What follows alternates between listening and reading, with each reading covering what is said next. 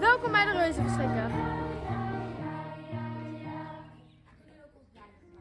Het verhaal gaat over een veel te groot mensenkind en een veel te klein reuzenkind en die gaan samen een avontuur beleven.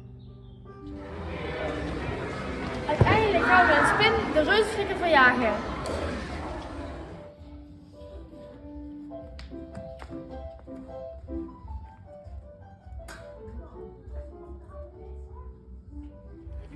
We gaan nu naar het openluchttheater.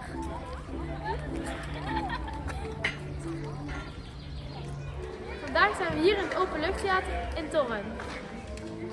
Wie is goed in reusbeklimmen, van hun voeten naar hun kinden? Dit is wel een heel bijzonder volkje,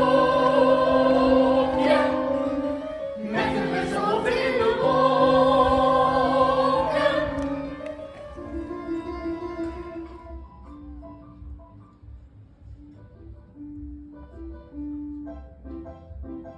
Wie speelt die verliest en dat reusje dat wint.